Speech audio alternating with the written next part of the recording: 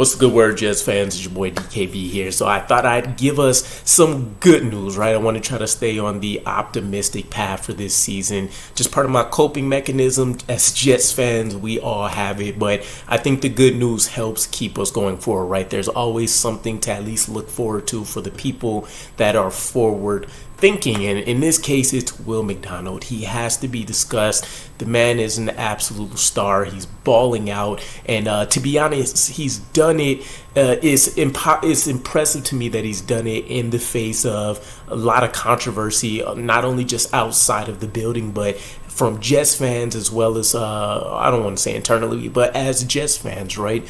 You take a look at that 2023 draft, and obviously the needs were clear: offensive tackle or wide receiver. And I won't say that we made out the best, right, when you still talk about seeing what Jackson Smith and Jigba's doing with the Seahawks.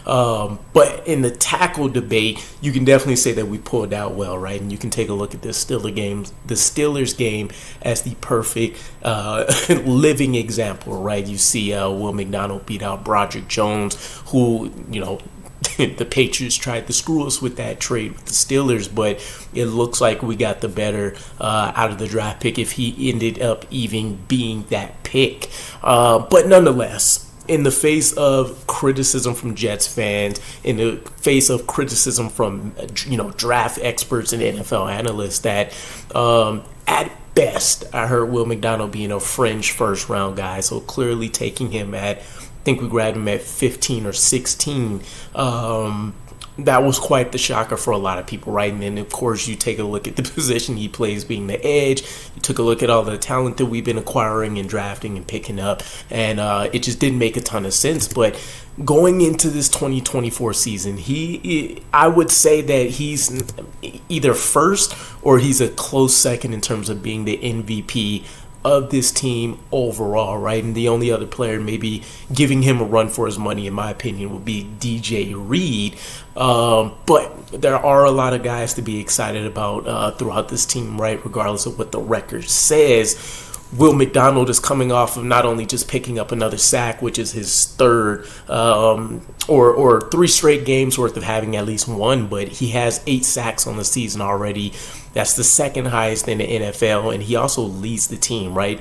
And as we kind of talk about some of these numbers, you'll find out that he's leading the team in a number of categories for a guy that was stashed away early in this season, prior to Hassan Reddick not showing up, prior to Jermaine Johnson's injury giving him the opportunity to see the field, Michael Clemens not playing, necessarily the way that we expected to. So there's kind of been the best of a terrible situation here, right? But he's not only looking like he's playing much better at his position than Broderick Jones, who he was inevitably going to be compared to for his career. He has the potential to definitely be a better player than JSN with the Seahawks as well. So it'll be interesting to see how he continues to progress throughout his career. But you take a look at the fact he's already beat Jermaine Johnson's second-year jump, which was largely applauded. You take a look at the fact that we didn't see a huge transformation like we've seen with JJ, right? But he did put on, I want to say, 10 to 12 pounds. We did hear Robert Saleh highlighting how much he's improved his strength to be able to combat the run. And you take a look at the fact that he's been able to live in the backfield a little bit here as well, as he had 7 tackles for loss on the season. Also leads the team. You take a look at some of the big plays he's been able to make, 2 forced fumbles on the season. Not only is that tied for 3rd in the league, but also leads the New York Jets team. And then you talk about the pressures, right? Is it just the fact that whenever he does get a pressure, he's able to convert them? No.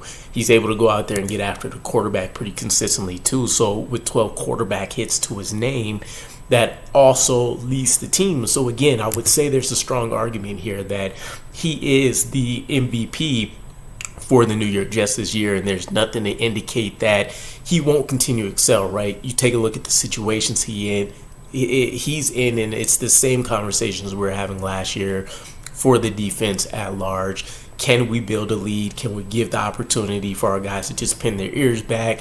That didn't really happen this game, right? Najee Harris was able to find some gaps. Warren towards the end, or really I want to say since about the third quarter or so, really just started finding any hole that he wanted and was able to pick up what felt like 12 yards every time that he touched the ball. So we'll see. Hopefully here, we have an easier matchup once again against the Patriots. No disrespect to them, but this is a game that should allow us to start having the conversation about getting back on track as long as we can go out there and handle business. So nonetheless, I'm very, very high on Will McDonald and what we can look forward to him being, right?